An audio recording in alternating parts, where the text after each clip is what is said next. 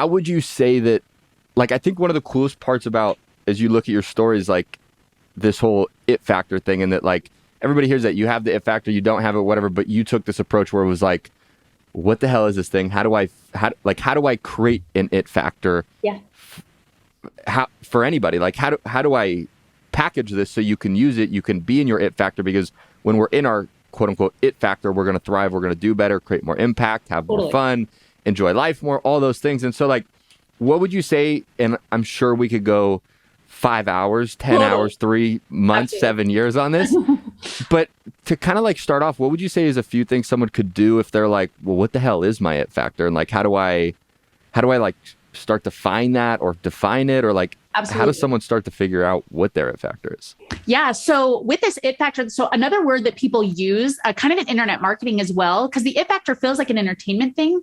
They say like authenticity, right? They're like, be authentic and be yourself. I totally agree with that statement. But once again, they can't tell you what that means, how to tell if you're not being authentic. They're just like, well, it doesn't feel right. And they can't tell you how to be yourself, right? With video marketing in general, the advice that people get right now, everything that's on the market is either be authentic, be confident, or don't cross your arms and don't say and try to be more polished, right? And all of these things, I have so many people that come to me and they say some version of the fact of like, okay, I didn't cross my arms in that video and still nobody bought. Or like, I felt like I was myself and still nobody bought or nobody watched. You know what I mean? So the first thing that we do, so we call it charisma styles. So it's actually, so the fan score is like how good you are at it, but how you actually do it is called your charisma style, right? So there are no good and bad styles, only right and wrong for every single person. So if I tried to be like you, right, I would fail, right? If Russell Brunson tried to be like Gary Vee, even though Gary Vee's styles, the way he does it is very effective, it would be bad, right? It would not work. So there are no good and bad styles, but right and wrong for every single person. So the first thing that we do is we break it down into 3 parts. So these are the 3 things we have found with our research that you have to have in order to fully connect with a human and in order to fully convert a customer. So it's authority, compassion, and entertainment. And we can actually measure those things. So authority is how you get people to act. We can measure that with conversion rates, right? With opt-in rates, with whatever you say for somebody to do, and then they do it, right? Compassion is how you get someone to trust you. We can actually measure that with things like engagement rate, right? The kinds of messages that they're sending to you, if they're confiding and confessing their pain to you, right? And then entertainment is your entertainment style is the way that you get people to pay attention to you. And we can actually measure that with things like watch time, right? Watch time and click-through rate is kind of a combination of those things. So the first thing that we do is we say, okay, separate your charisma, right? Your it factor, your authenticity, your even personality into those 3 different things, right? So everybody has a way. So I tell everybody, you at least have a fan score of 1, because in your real life, you've already convinced somebody to pay attention to you, to trust you, and to do what you say.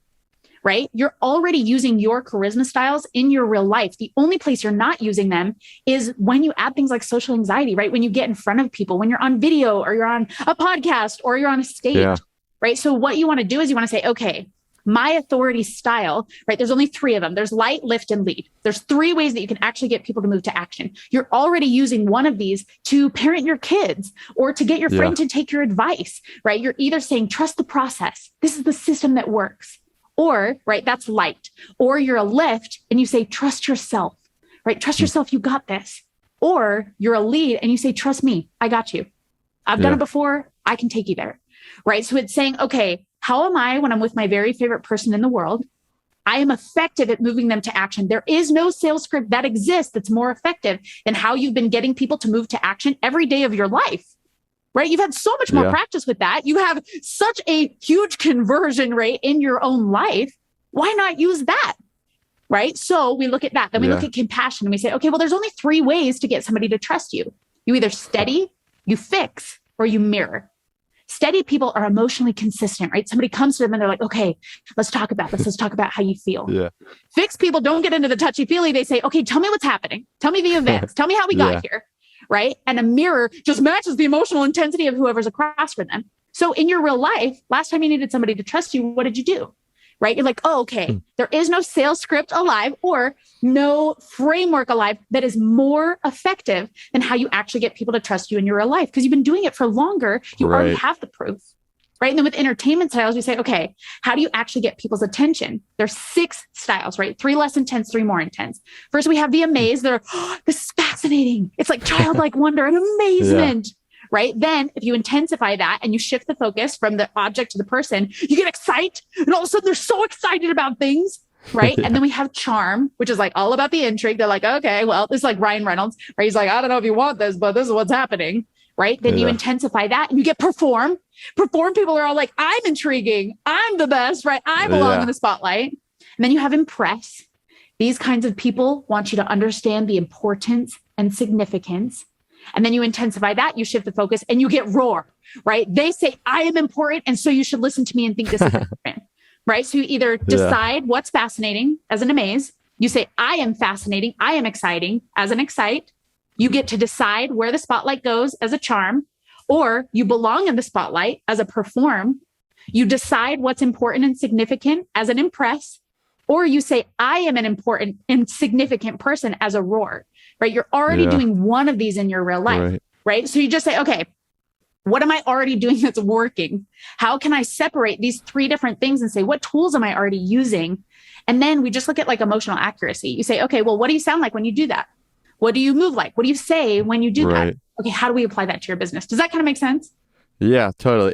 It's interesting because, obviously I do a lot in the Tony Robbins world. And one of the things he teaches is like, in everything that we approach in our life, we approach it from different states. And like, if you really look at it as humans, we all have multiple personality disorders. Just some of us are diagnosed. You know what I mean? And so like, as you look at these different personalities, kind of what I'm hearing from you in like these different states is one of the things we teach is like in every state you're in. So if you want to tap in and channel this state of performing and educating and entertaining and doing, all these things to find your charisma style, it's like, you need to almost figure out what is the state you need to be in. And when we look at that, there's basically 3 things that you're doing in different states. And one, it's like, what are you focusing on? Right? So as you go, get into your charisma style, are you focused on yourself and how you look? Or are you focused on, I'm here to make an impact? Yeah. Right. And if you can figure out what are you focused on when you're most effective, you can know that that's the thing you need to focus on. The second one is your language. So it's like, what is the language you're saying internally, maybe even out loud? Yeah. Right. Like for me, one thing I'll say if I go speak on stage is like, it's showtime. And for me, that's like an anchor of like, it's time to show up. And then the third one is like, how do you use your physiology? Right. So like you were saying, some people use their arms when they're moving their arms. And then some people, are just stiff, cool, calm, and collected. And if you can figure out those 3 things, it's, I think, a very similar thought of how do you channel this state, this quote unquote personality, so you can step into your charisma. And so I love the 3-3-6 too. It makes it very simple.